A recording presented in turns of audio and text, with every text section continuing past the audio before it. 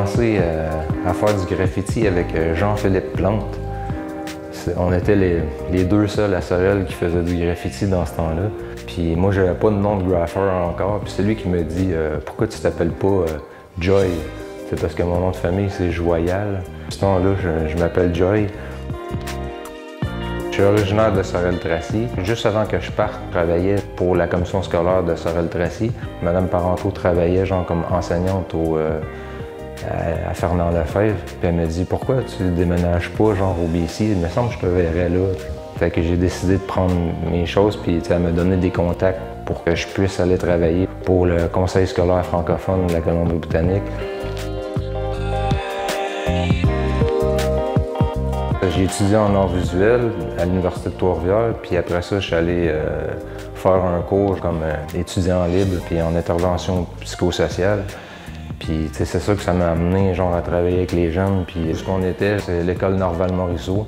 Il y avait de l'art partout. Il y a encore de l'art partout. C'est un plus pour les enfants parce que ça les amène déjà à voir d'autres choses qu'une école avec des murs gris.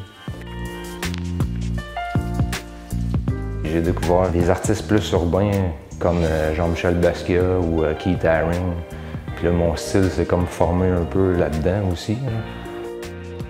J'utilise la canette en arrêt au sol, puis j'utilise les Posca, souvent des pochoirs, mais souvent c'est une feuille ou un bout de cèdre que je vais mettre sur la toile puis que je vais vaporiser.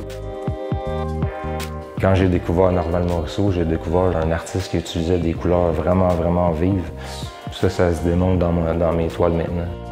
J'ai voyagé au Japon aussi. Genre quand ma fille est née, j'ai passé 3 mois là-bas. Puis l'art japonais, peut-être aussi, m'a inspiré dans la finesse, dans les techniques. J'aime bien l'art japonais puis les mangas japonais aussi.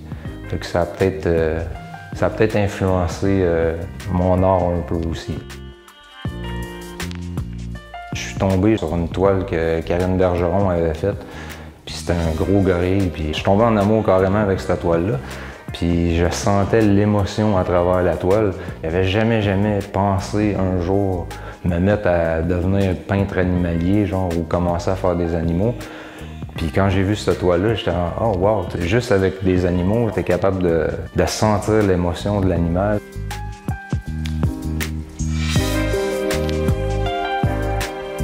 Dans certaines œuvres, tu peux sentir le cri d'alarme. C'est sûr que je suis fier d'où je viens, puis c'est ma culture, c'est mes racines. Fait que oui, j'ai mis un héron. C'est mettre de la couleur dans la vie des gens, puis essayer de mettre un peu de gaieté là-dedans.